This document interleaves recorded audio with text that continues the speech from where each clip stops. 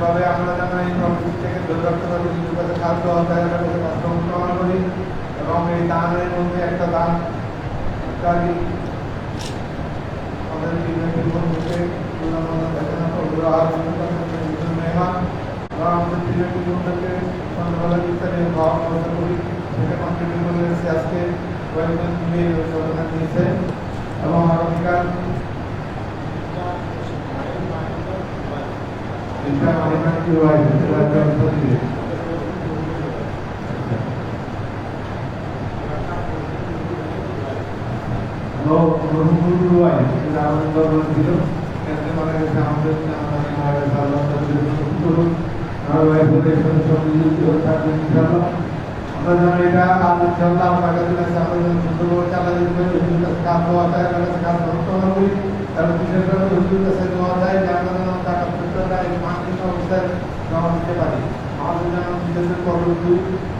না করতে পারে কেউ যদি আপনারা আমাদের এই অবস্থাটা সবসময় আসে আমাদের কাছে, এটাকে আপনারা প্র্যাকটিক্যালি অ্যাভয়েড করতে পারেন, দিতে পারেন যে কেন আমরা এখানে দিচ্ছি, আমাদের যে আগ্রহ, আমাদের যে একটা ইচ্ছা শক্তি এটাকে দমন করার জন্য এটাকে সুন্দর দিতে, কারণ আমাদের মন চায় আমরা একজনকে 10,000 টাকা হইল আমার সবগুলো মসজিদ এই টাকা ব্যবহার করতে 10,000 টাকা এগুলো তৈরি যখন ফান্ডের যখন এটা সুন্দরভাবে বিতরণ করে ব্যবস্থাপনা দিয়ে প্রত্যেকটা ব্যবস্থাপনা শুরু করলে সাথে অংশীদারিত্বের ভিত্তিতে আমি আমরা জড়িত থাকবো ইনশাআল্লাহ। সেই জন্য আপনারা এই ব্যবস্থাপনার সাথে জড়িত হতে পারি, যে কোনো যেন আমরা টাকা ব্যবহার করে এই ব্যবস্থা আপনাদের মধ্যে আমরা সম্পর্ক সাহায্য করা যায়, আল্লাহ কাছে কাজ ব্যবস্থাপনা করি, আপনাদের যদি করতে পারি এই দরকার বিশ্বাস করা।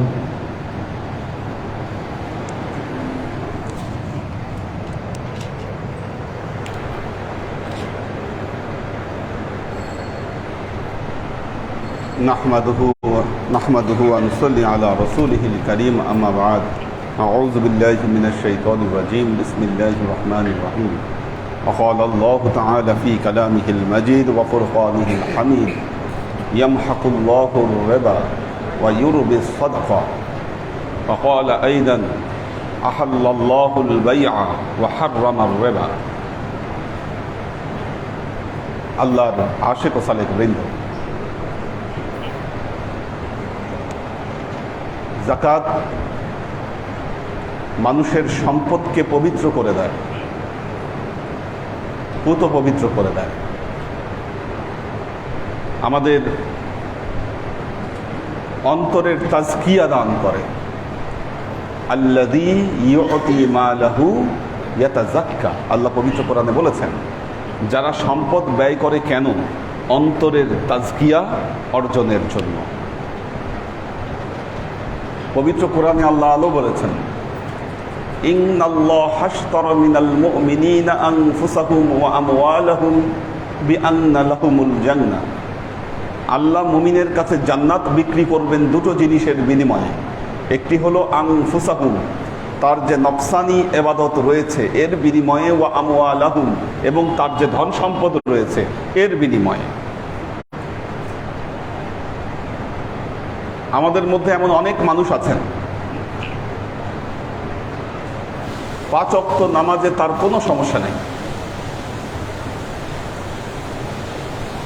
ফরজ নামাজের সাথে সাথে নফল নামাজ আদায়েও তিনি পারদর্শী, তিনি অনেক নফল নামাজ আদায় করে থাকেন।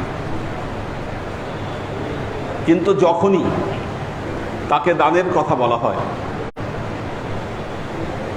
বা যখনই দানের প্রশ্ন আসে, যখনই জাকাতের প্রশ্ন আসে, তখনই তিনি টালবাহানা শুরু করেন। টালবাহানাগুলো কেমন? কিভাবে জাকাত না দেওয়া যায়, কোন শর্ত যুক্ত করে জাকাত থেকে বিরত থাকা যায়। যেমন আপনাদের ওই পীর ভাইদের গ্রুপে একটা ভিডিও শেয়ার করেছে একজন ডক্টর মৌলানা, তিনি বলতেছেন যে অলংকারের জাকাত দেওয়া লাগবে না। মানুষ কি সোনার বার ঘরে রাখে? আপনি চিন্তা করে দেখেন, সোনার বার তো ঘরে রাখার কোনো প্রশ্নই আসে না।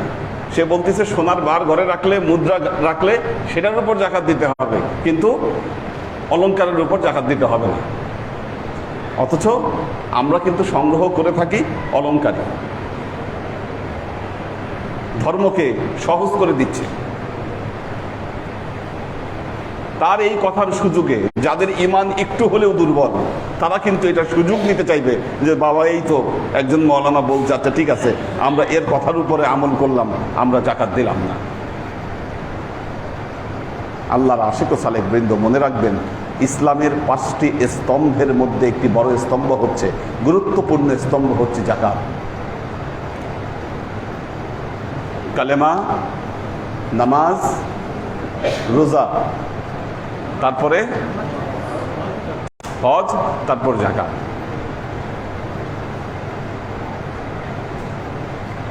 অর্থনৈতিক সামর্থ্যের উপর নির্ভর করবে মানুষের দুটো আমল, হজ এবং জাকাত।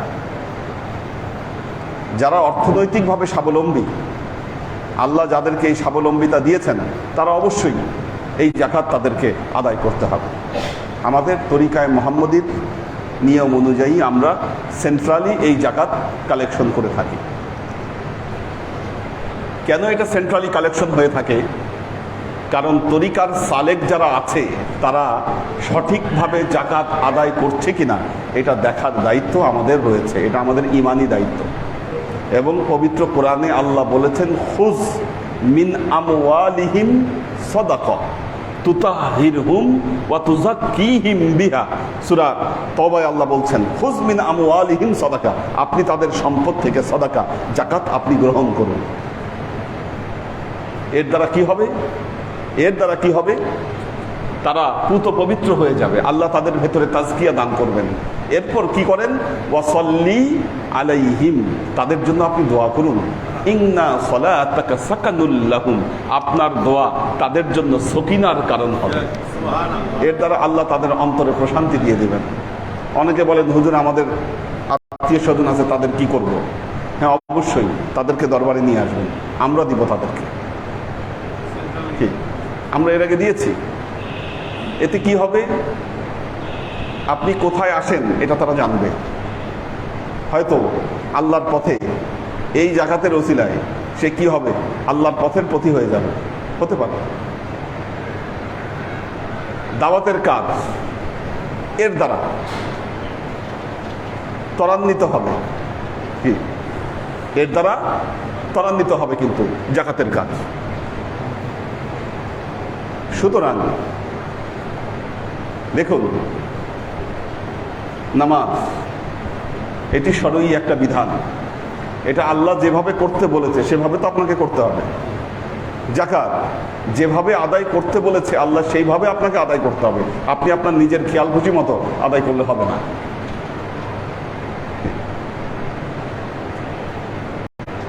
আহলে কোরআন এক সম্প্রদায় আছে, তারা বলে এই যে আমরা রুকু সেজদা দিয়ে আমরা নামাজ পড়তেছি, এই নামাজের দরকার নেই। নামাজের ওয়াক্ত হবে, চোখ বন্ধ করে আল্লাহর স্মরণ করবে, বাস নামাজ হয়ে যাবে। মসজিদে এসে রুকু সেজদা দিয়ে নামাজ পড়া লাগবে না। এটা মন গড়া এদের কথাবার্তা। আপনি এইভাবে নামাজ পড়লে, মন গড়া নামাজ পড়লে সেটা তো হবে না। নামাজ কিভাবে পড়তে হবে এটা মুহাম্মদ রাসূলুল্লাহ সাল্লাল্লাহু আলাইহি ওয়াসাল্লাম মসজিদে নববীতে তার সাহাবীদেরকে নিয়ে তিনি দেখিয়ে দিয়ে গেছেন, এইভাবে নামাজ আদায় করতে হবে। কি আপনি যদি তার বাহিরে আদায় করেন এটা তো হবে না। এখন আপনি জাকাত কিভাবে আদায় করবেন এটাও আল্লাহ নবী দেখিয়ে দিয়ে গেছেন আমাদেরকে। এখন আপনি যদি এর বিপরীতে নিজের মন গড়া আপনি আদায় করেন সেটা তো হবে না। বলেন।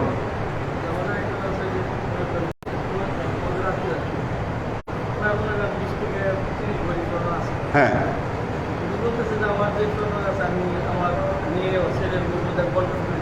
হ্যাঁ,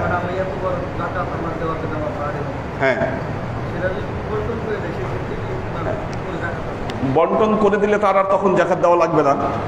ওই সম্পদ যখন তার যার মধ্যে যাকে দিয়ে দিয়েছে তখন তাকে জাকাত আদায় করতে হবে। মালিকানা যার কাছে হ্যান্ড ওভার হয়ে গেছে সে জাকাত আদায় করবে। কিন্তু মনে রাখতে হবে, যদি 1 বছর আপনার কাছে সেটার মালিকানা আপনার আয়ত্তে যদি সেটি থাকে তাহলে সেটার জাকাত আপনাকেই দিতে হবে। হ্যাঁ,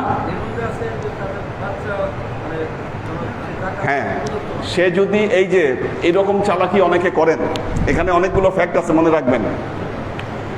জাকাত থেকে বাঁচার জন্য গহনা, স্বামী কি করে,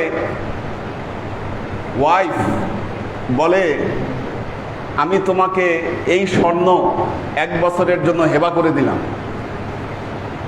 কি স্বামী, ওয়াইফ স্বামীকে দান করে দেয় স্বর্ণ। আচ্ছা, তারপরে বছর আবার ঘুরে আসার আগে আবার স্বামী বলে যাও এবার আমি তোমারে দান করে দিলাম। এখন ওয়াইফও বলতেছে আমার কাছে তো 1 বছর ছিল না, এই জন্য জাকাত নাই। আর স্বামীও বলে আমার কাছে তো 1 বছর ছিল না, জাকাত নাই, আমি এইভাবে দান করে দিছি। নাম্বার 1।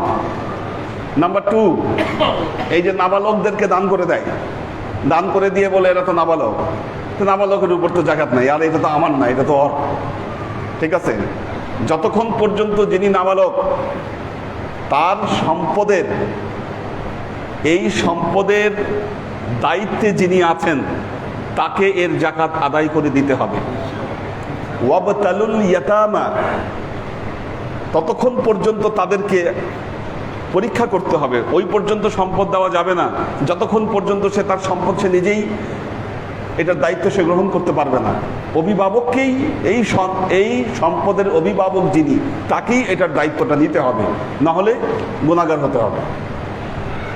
গুনাহগার কিন্তু সে বাচ্চা হবে না, হবে যিনি অভিভাবক তিনি। হ্যাঁ, এই জন্য অনেকে তার মেয়েকে দান করে দেন, অমুকে দান করে দেন, সম্পদ কিন্তু তার কাছেই আছে, কারণ মেয়ে হচ্ছে বাচ্চা। তো আল্লাহর সম্পদ তো দুনিয়ায় এক্সিস্ট করছে, এটা এমন তো না এটা ভ্যানিশ হয়ে গেছে। যেই সম্পদ এক্সিস্ট করছে, আল্লাহ আপনাকে দিয়েছে, এটার জাকাত আপনাকে আদায় করতে হবে যেভাবে হোক। আর সামান্য কিছু স্বর্ণ, সামান্য গহনা, সেগুলো নাই বলেছে। যদি শুধু ওই সম্পদই যদি থাকে তাহলে তার জাকাত হবে না। কিন্তু সেটার সাথে যদি আরো সম্পদ থাকে, দুটো মিলে যদি নেশাব আপনার অতিক্রম করে, আপনাকে অবশ্যই জাকাত দিতে হবে। হ্যাঁ, দেখি অনলাইনে কারা আছে।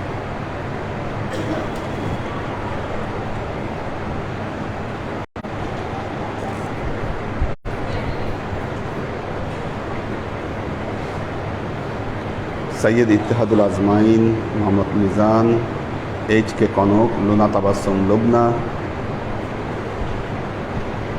কবির হোসেন, নাজিমুদ্দিন ভাইয়ের ফ্যামিলি আছেন, মাহফুজুল হক উজ্জ্বল, সৈয়দা আমরিন শরীফ, সৈয়দা আনোয়ারা শরীফ, পপিয়ারা জামান সুমি, জেবা ফারজানা, শফিকুল ইসলাম শাওন, শাকিল ইবনে খলিলুল্লাহ, শহীদুল ইসলাম মামুন, আসমা আহমেদ, সহিফা বিনতে আমির, আব্দুল সালাম আজাদ, মহসিন উদ্দিন, আব্দুল হাফিজ, মোহাম্মদ আজাদ, মাকসুদ আনাম, কামরুল আনাম। আল্লাহ সবাইকে ভালো রাখুন, সুস্থ রাখুন, আল্লাহুম্মা আমিন। আজকে কার কার ব্যবস্থা হয়েছে আমাদের?